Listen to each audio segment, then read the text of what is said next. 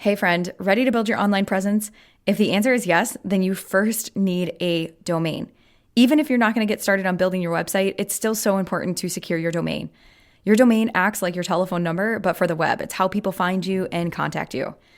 And when you are ready to secure your domain, we recommend Hover. Hover makes finding a domain simple and easy to do. They provide a clear user interface so that you can drop the tech overwhelm and get up and running in no time. Not to mention, their customer service is the best in class. Thank you to Hover for supporting the She Did It Her Way podcast. To check out Hover and secure your business domain today, head to www.hover.com/she-did-it to receive 10% off your first domain. Again, that is www.hover.com/she-did-it to receive 10% off your first domain. Welcome to the She Did It Her Way podcast, where it's all about making the ultimate leap from your 9 to 5 and building a business and life you love, all while doing it your way. I'm your host, Amanda Boleyn. Let's get started. Hey, She Did It Her Way listeners. Welcome back to another episode of the She Did It Her Way podcast. I am your host, Amanda Boleyn, and today I am sitting down with the lovely Rachael Bozsik, who is an international keynote speaker and thought leadership coach for female entrepreneurs. It is her mission to empower entrepreneurial women to position themselves as world-class thought leaders and public figures in their niche via press, paid speaking, and partnerships.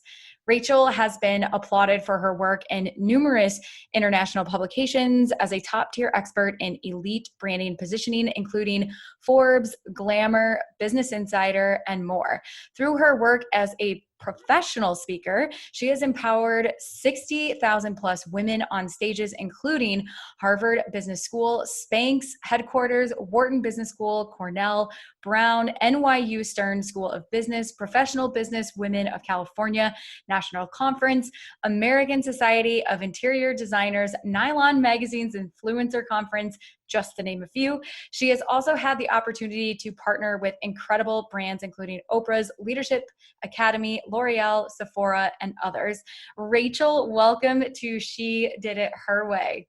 Thank you. I'm excited to be here. Yeah, well, I'm super jazzed to dive into your story and unpack it. And just like we do with every other guest, I would love for you to tell us in your own words what it is that you do today. And then let's peel back and kind of go back in time to when your entrepreneurial journey really started and walk us through how you got to where you are today.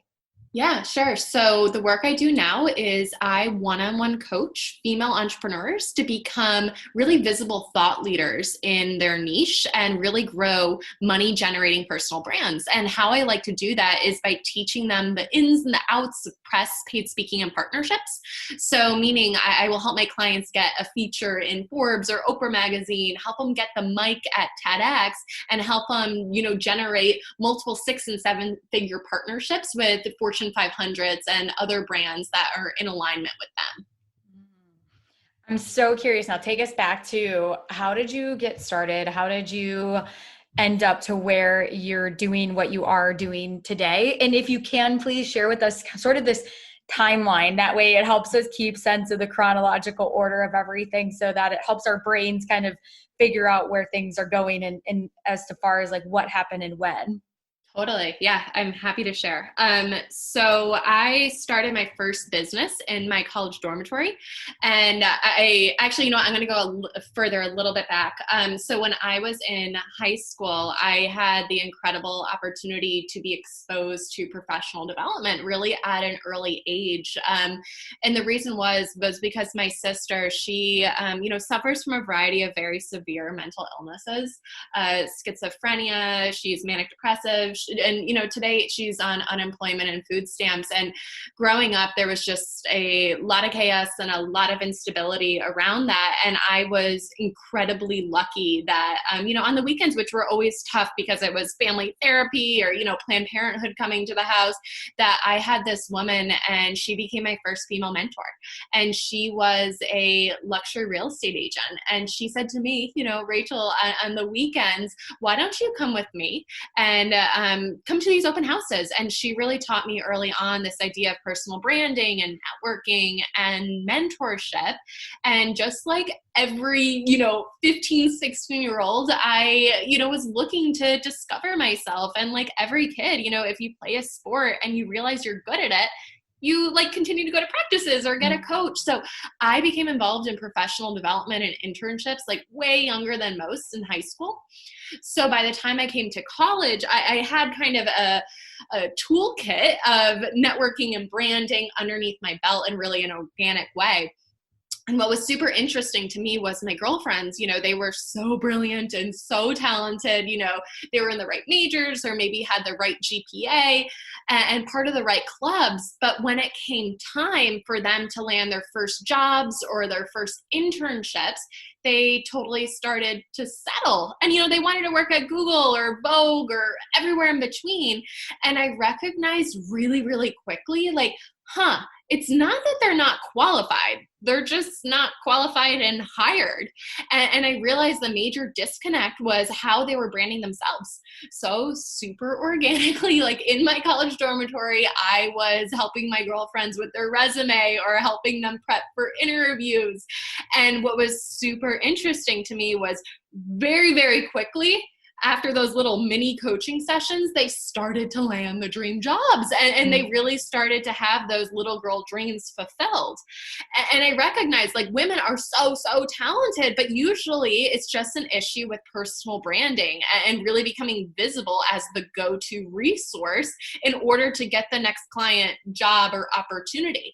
So I decided right then and there, I wanted to dedicate my life to helping women just like my early mentor supported me. So when I graduated college, I started a private coaching practice called the Brand Girls, and we coached thousands and thousands of college women over the years to land their first jobs and internships and do it through personal branding and building professional confidence. So I had the opportunity to speak at over 75 universities during that time. I had a team that was coaching and training my methodologies. And I want to go back because that just sounds like, a big step from like graduating, being 22 to, doing all this stage work and speaking. But what was the big kind of aha moment for me was, I first graduated and I was, starting the business. I had no clue what I was doing, like any of us. I was like, policy, what? Like, I need a policy? Right? Or like, what is QuickBooks? I can't even remember like my login to my phone. So I was, at the time, like super young, trying to figure it out, new business owner, probably making like inconsistently like $2 or $3 grand a month, like literally just getting by. And I lived in North Carolina at the time and my rent was so cheap. It was like $400. And I was coaching out of a coffee shop and bartering to use the space, from a woman who had 2 daughters I was coaching. But really the kind of click moment for me was I had a girlfriend and she did programming over at FIT, the Fashion Institute of Technology in New York City. And she knew the work I was doing, coaching women, just trying to figure out my first business. And she asked me to come, and this must have been April or so. I graduated at this time and kind of train and connect the girls. So I went to New York City. I'm born and raised in New York. I had a free place to stay and I had maybe, 15, 20 girls in the room. And I started, training and teaching and then also using the stage to talk about my program and coaching. And like super quickly, it came from, doing one-on-one coaching in a coffee shop in North Carolina to now we do coaching over Skype. And what was super interesting to me was in that 1 hour, I sold $600 of my program. And I was like, Amanda, oh my gosh, right? Like my rent was like $300-400 and I just paid for my rent of 1 month in an hour. And it was this aha moment of like, okay, I can use speaking to connect with the right people. And then, so that was in April or so. And then I spent the entire summer booking myself for this like first kind of speaking tour. And I booked myself that summer for 15 schools in the fall. And then I realized midsummer, I was like, oh my gosh, right? These girls are going to be like, who the heck is she? You know, she's only like 22, 23. She's like a year older than us. Like, who is she? Yeah. And I recognized quickly, I'm like, I need the press. Like, I need some sort of stamp of approval to basically say, like, I'm legitimate.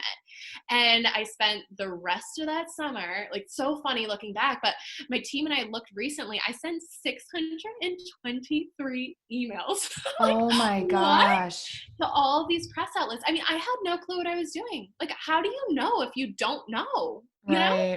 And I got a hit. I got the only hit that I needed. I had Teen Vogue say, okay, like, let's do an article together. And I was thrilled because Teen Vogue was like the go-to source for college women. Like, that's what they believed was valid and true, and kind of like their like hub of where they got information. So what was interesting was I went in September. I did my first 5 schools, and in that month of September, I closed $30,000 in sales, and I was 22 years old, and I quickly started hiring a team and growing my business. And I what was so like aha to me was like, my program that I had in that little coffee shop, it was the same that I had like then and there. But what was different was like, I had the credibility, I had the branding, I had the stamp of approval, and I had a strategy, like very similar to the girls that I was coaching. Like, they were qualified, they just weren't qualified and hired. So I ran that company for years, and I had so much fun doing it. And, you know, from a mission perspective, it was amazing. Like, each year I was connecting with, 20, 30,000 like next generation women, and, bringing girls from like trailer parks in Kentucky to big dreams in New York City. And I realized from a mission perspective, like, I could reach like that 20, 30,000 a year. But at the same time, I was having my girlfriends who were also female entrepreneurs coming to me and saying, like, how did you get that Forbes feature? I know that me getting in Forbes, like, I could double my prices, or like I could fill up, my pipeline for potential calls and consultations. So I was organically coaching my girlfriends. And over time, I realized, like, wow, from a mission perspective, like, if I can empower female entrepreneurs to define their brand, figure out their niche, and like grow their business authentically, like, they can each go reach their own 20,000.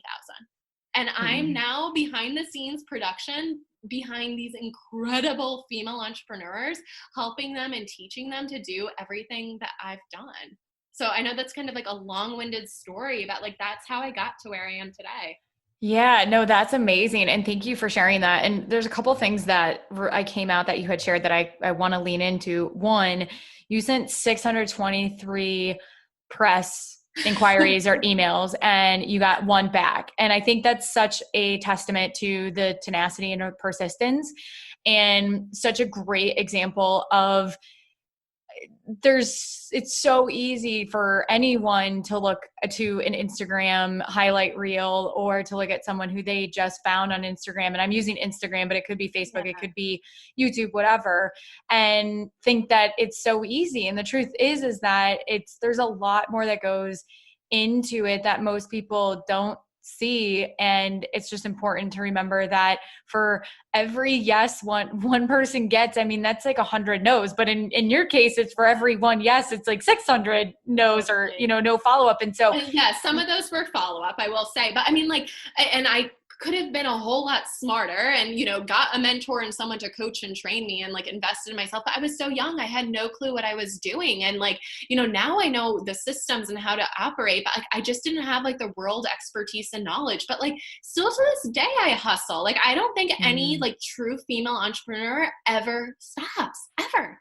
And it just gets easier over time because you have more knowledge and you have more contacts. But, early on, like, I think that it's kind of almost a rite of passage to be in hustle mode. I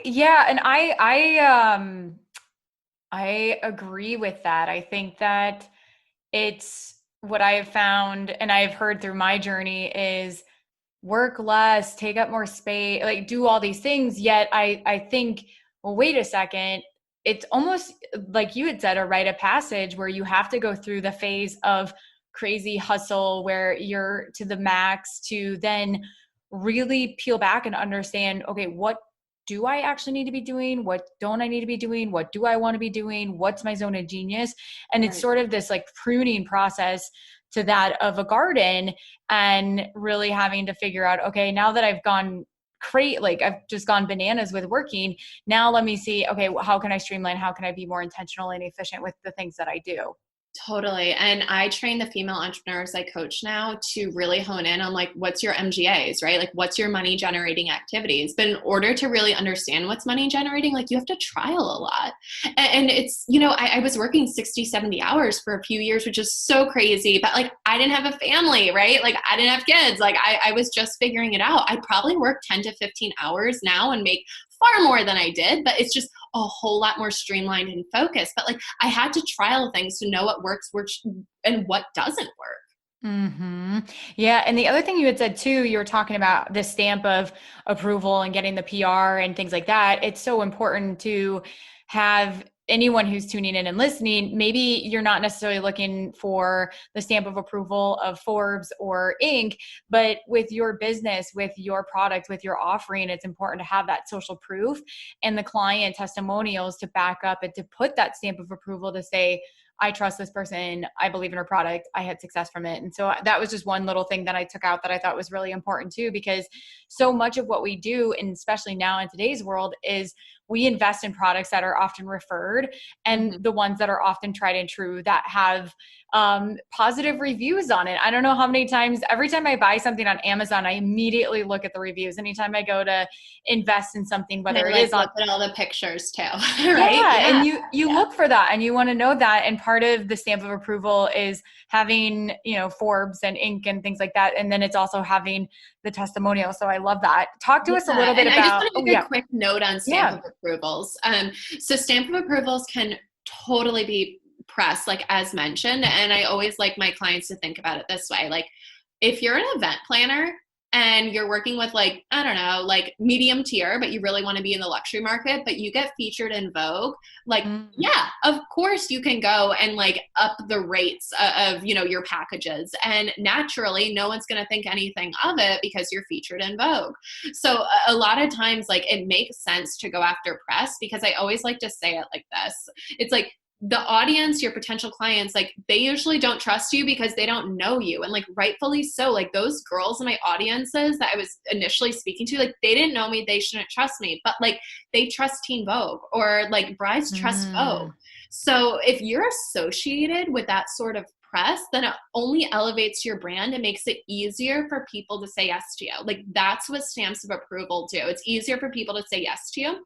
Now, it doesn't need to just be press. Like, it could be like, maybe you had a really big name client, or maybe you like work with celebrity clients, or an Instagrammer, and like that name is well known. Or maybe it's like you partnered with someone, and you read in my bio, but like, I've partnered with Oprah's Leadership Academy in South Africa, and like, everyone trusts Oprah, right? Yeah. So, and it doesn't need to be that big, but like, maybe you've partnered with someone local, and you're in the local market, and that local business is really well known. Like, you should be including that in your bio and your personal brand, so people trust you more, essentially. Yeah, no, absolutely. And I want to go back to the brand girls, when you had started your business when you were 22, and then now you've transitioned and you help female entrepreneurs really find that voice and that branding, and kind of elevate their whole sphere. What was something that when you started out, you wish you would have done differently? Now, this doesn't mean it's a regret, because I think what I find is, in most conversations, we don't have regrets, because I think a lot of people look at saying, my life unfolded the way that it did in order for me to be where I am today and the lessons I needed to learn. But if you were to make an investment decision sooner, what would you have invested in? Two things. Number one, I would have gotten myself a coach. Like, I was coming from an abundance, but also at the same time, looking back, like a lack mentality. Like, I was like moving and feeling confident that I could generate, sales. But at the same time, I was like hoarding it all and not reinvesting in the business. And I didn't really have a lot of overhead. So that's something I should have been doing. And I think early on, I would have invested in someone that basically took me out of the day-to-day operations and let me see stuff from a kind of like a bird's eye view, and helped me identify like what were my money generating activities and just hone in on those. So like at the time, like, I was running ambassador programs at 30 schools. Like, we had to train 30 students like every single Wow. semester, or like I was doing a speaking tour, or we like ran online programs, one-on-one coaching, like in-person workshops. Like it just was a lot, like a lot. And I wish someone came in and was like, okay, like let's look at this, like what percentage of sales does this bring in, what does it not, like cut it. Or how much time is this taking? And if you spent, this energy on this activity, which is obviously successful, like, could you do that more? So I think I wish I became more an expert of one thing, rather than a master, or not even a master, right? Like a jack of all trades, like a master of Yeah. one rather than a jack of all trades. And like, that's what I do now. Like I literally only offer one coaching package. Like that's it. But it Right. took me time to learn it. Mm. And I think kind of going back to what you were saying before is sometimes you have to grow and expand and kind of hit those 60 plus hours a week to then be able to have something. You're saying the money generating activities. Sometimes we don't know that until we do a bunch of different things. And then we can start looking and saying, okay, what is this? And how does it impact? And I think the one thing that I would recap for my listeners too, is that don't be so afraid to get it perfect that you don't take action. And what I mean by that is, don't be so afraid of the expansion and potentially getting to the 60 plus hours a week that you don't do anything. And that kind of like sharing that bit, because in order for, sometimes we have to do all these things, throw them against the wall, see what sticks, what doesn't, in order to go through that pruning process for sure. What is the best advice you've ever received? Oh my gosh, personal branding's it's everything to your business. It's everything. Like, because you guys just saw, like, because I booked myself for 15 schools and like got the Teen Vogue, like not only did I have like access in front of the right people, but I had that stamp of approval, and like my sales went up massive, like pretty much overnight. Or we're using like that example of an event planner getting a Vogue feature. Like, what does that do for your business? So I would say personal branding's it is like the most important piece of like, who are you in the market? How are you differentiating yourself? And then how are you being seen? Is super important. Actually, I love this example. I had a client recently, and she's in New Orleans on Magazine Street, and she's an amazing artist. But how she was, typically making sales was waiting for people to come in the gallery, or, doing those like wine and strolls for, maybe 1 or 2 nights a month. Once again, waiting for people to come in the gallery. And I sat down with her, and she was saying, I don't have the press, I don't have the credibility, like, I don't know. And we are digging. And come to find out, she was mentored by one of the hot and hip artists right now, Ashley Longshore, who is like super well known in the art community. Like, that's a stamp of approval. Or like one of her pieces was actually photographed in a magazine, Lux magazine. Like, that's a stamp of approval. So we rebranded her, meaning like took over the website, told her bio in a different way. And then what we did was we started thinking about partnerships. We're like, let's get people to move your product and your art for you. So we reached out to 10 international luxury interior designers, and they all like work with her dream clients all the time. And now they're moving the paintings for her. We made it super exclusive to have this partnership. So rather than sitting, crossing her fingers and toes, now she has 10 international interior designers that partnered with her to move the product. But once again, like, she could not get there unless we had the branding right? Like, those designers knew Ashley Longshore, so we were able to position it correctly. So like, the best piece of advice, and like obviously I train and coach on this all the time, is like personal branding is so important to your business. In a lot of ways, it's like a 5% shift, right? And it's like an upfront work done once, but it can do huge things for your business in terms of sales and reaching your dream clients. So good. Talk to us then about, we talked about some of the highs. We talked about the amazing growth and everything. Share with us some of the nitty gritty lows, sort of the stories that aren't necessarily openly shared on the Instagram highlight reel, right? Oh my gosh, I'm like still suffering from this one today. Like, I was speaking so much, Amanda, like on stages, and then I was one-on-one coaching, that I gave myself a severe jaw problem. Like, I'm sure you're familiar with TMJ, but I got TMJ so bad that to this day, like, I need to go to like a chiropractor and like masseuse to massage my jaw out. Like, I was hustling. I was trying to figure it out, and I don't talk that much today, and I don't recommend anyone does that. But Wow. I was excited about what I was doing, and excited to share it with the world, and really was not fearful of being judged, and just put myself out there all the time. Where do you think that comes from? The not being fearful of what others think? Because that is, I think that's a really massive, that's a big barrier for a lot of women who are thinking about starting a business, but the fear of what others will think or the fear of failure holds them back from taking that next step. Yeah.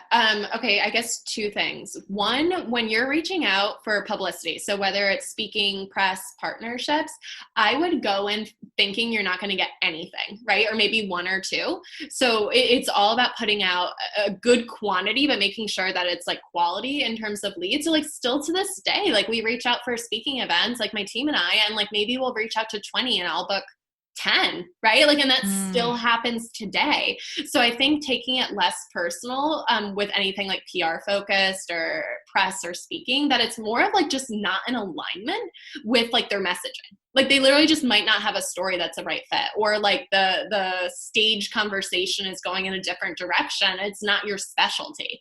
So I would keep that in mind in terms of putting yourself out there for those opportunities. Do it often, do a lot of them. And if you're doing it correctly and you have the right copy and paste and the strategy, it really shouldn't be taking less than an hour a week. But once again, it's like major for your sales. And then I think the second thing I would think about is, I mean, I wish I did this, and this is something I do now in my business, but viewing different activities or viewing different kind of legs of your business or stream of revenue as like a trial. So if you're Mm. thinking about like, I don't know, creating a new service, trial it for 60 days, go all in for 60 days, like track how long it took you, track what your results are, track your conversion, and like see if it's going to make sense. And I think that takes a lot of pressure off of getting something perfect, but it gets you going. And then I also think that you can view it more as a project, less of a reflection of you, because it's just an extension of you. Mm-hmm. And I think just Yeah. as an entrepreneur, going through tons of ups and downs, I think that a big lesson that I've learned along the way is like the ups and the downs don't define me, right? Like we're going to have lots of them and like over and over and over again. Like neither the up nor the down defines me. Mm-hmm. Yeah. The number one, you said, don't take it too personal, which is definitely, I think, a skill. And it's something that is just like a muscle that can be practiced and expanded Totally. in a way that you can almost kind of take on things not being too personal. Number two is really leaning into the trial mindset. So not being afraid of not making it seem that it has to be perfect, but you're more so, okay, I'm going to try this and I'm going to go all in and I'm going to experiment and see And what put a comes of time it. limit on it too.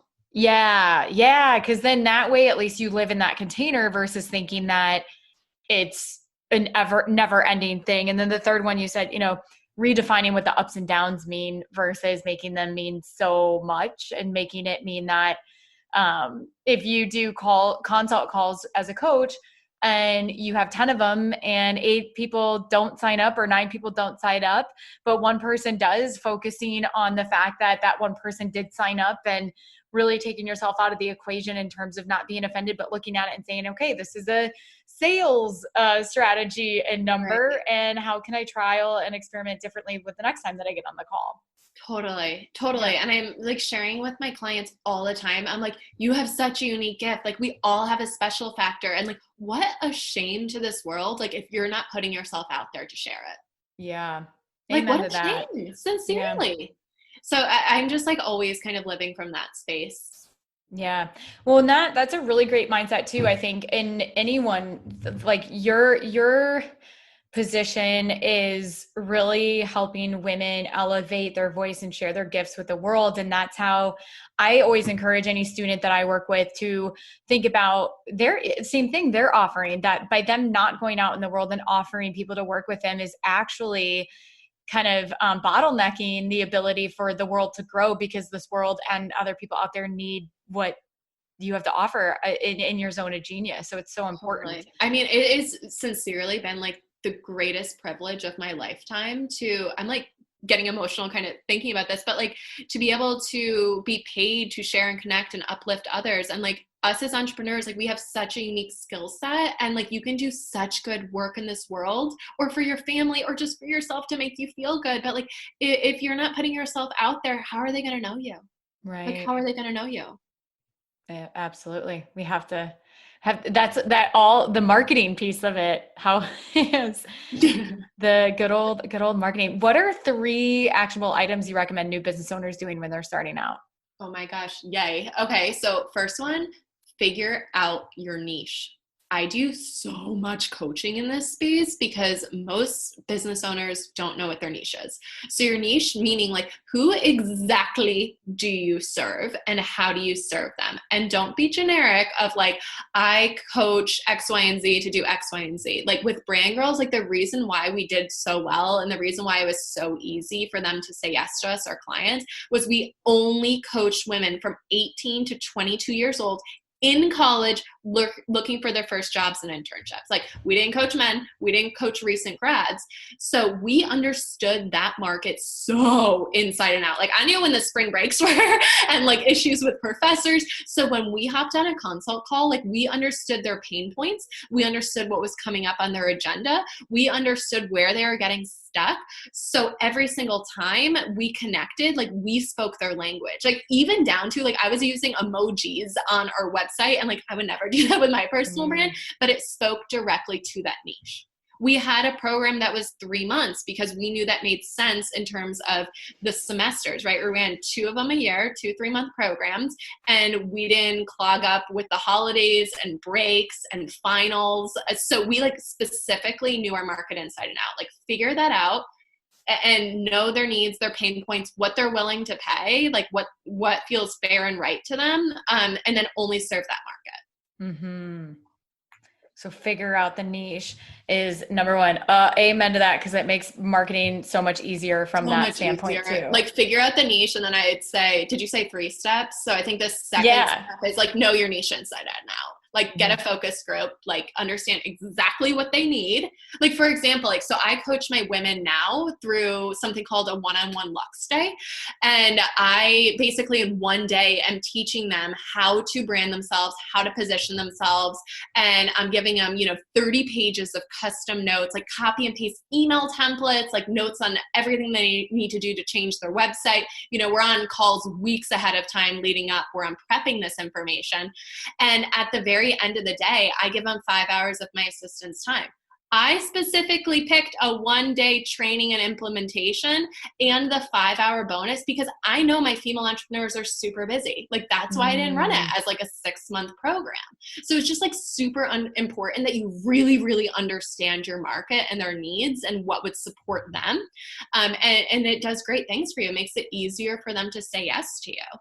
Yeah, so no, I love that. Second part. Yeah. And then I think the third part is like, get credible, right? Like figure out what your dream client, right? And in your niche views as valuable.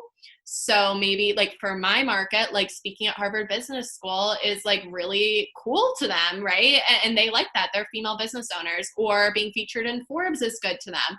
Where my previous business, like Teen Vogue was awesome. Right? So figure out what's most important to them, and then make sure you try to figure out if you have that stamp of approval. Like that artist, like in the interior design community, Ashley Longshore is a big name. So having her as the mentor, like that's the stamp of approval.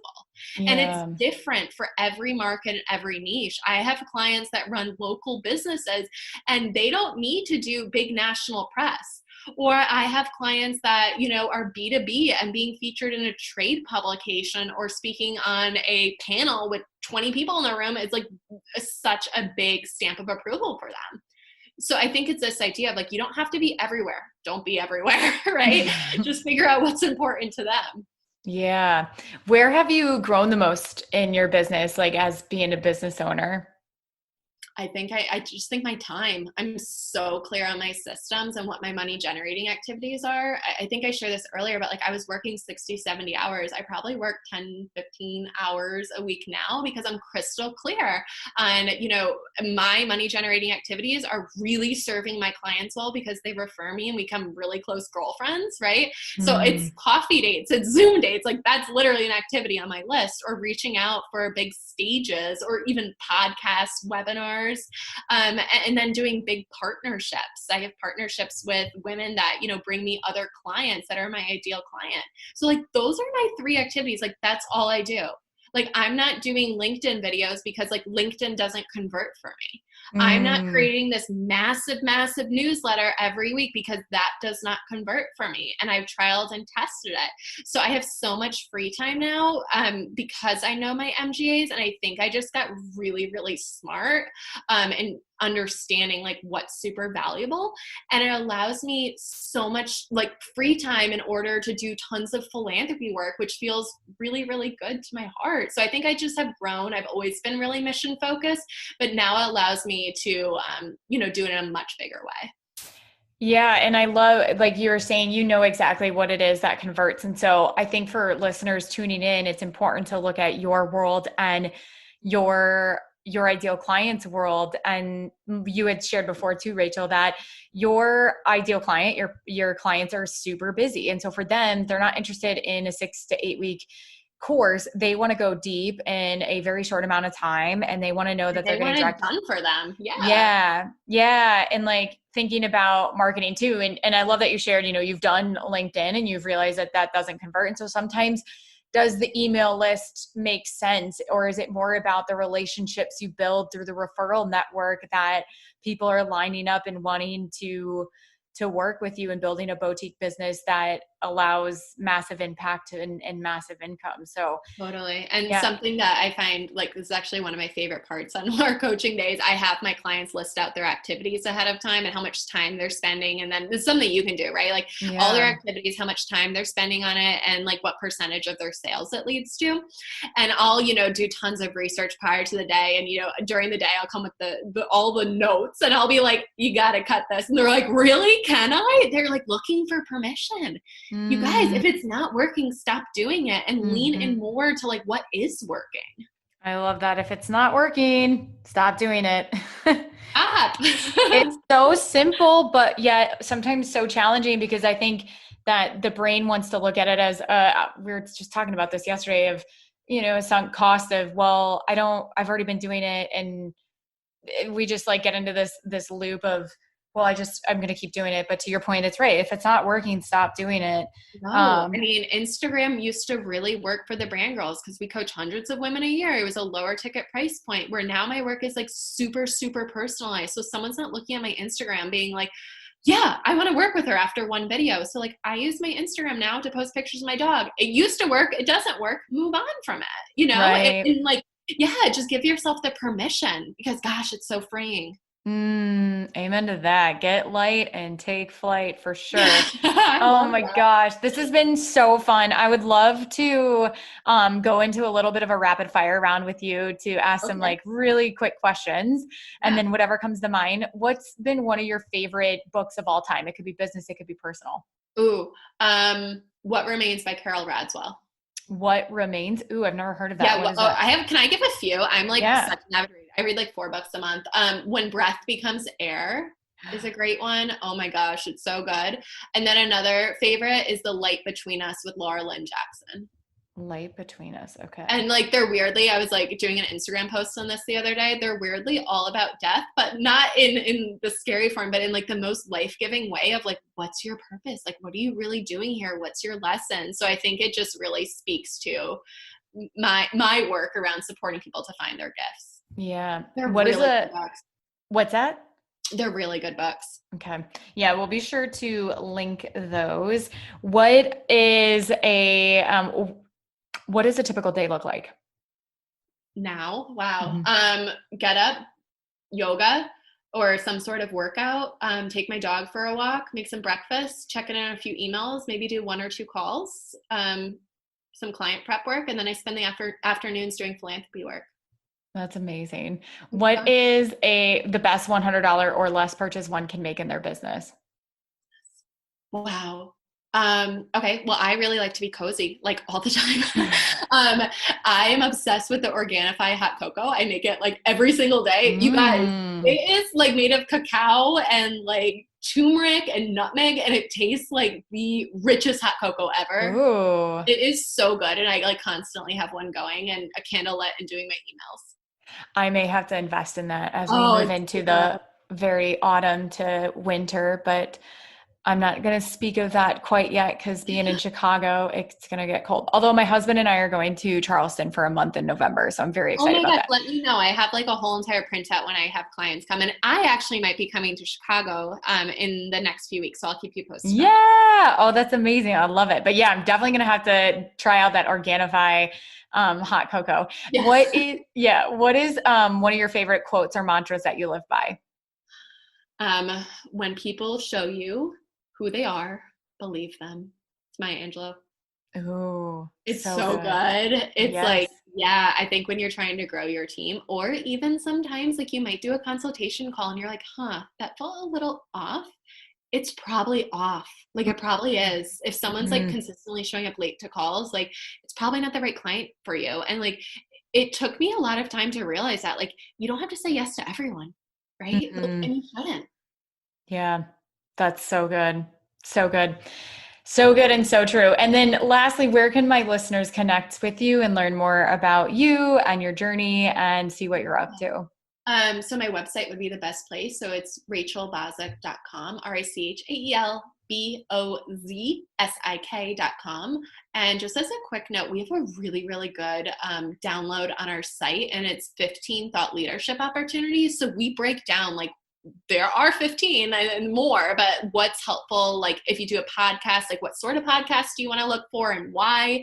I think a lot of people have downloads on their site that maybe aren't like thoroughly done. Like I spent 10 hours doing this one, you guys. It's really good. Oh, that's So amazing. download it. I think it's helpful. Fantastic. Well, we'll go ahead and link to that. But Rachel, thank you so much for your time and energy today. Thank you. This was fun. If you enjoyed today's podcast episode, you can head on over to shediditherwaypodcast.com where you can access the entire vault of She Did It Her Way podcast episodes and more information all about how to make the ultimate leap from your 9 to 5. And if you enjoyed today's episode, I would be so grateful if you headed on over to iTunes and left a review letting me know what you love about the She Did It Her Way podcast. Until next time, keep doing it your way.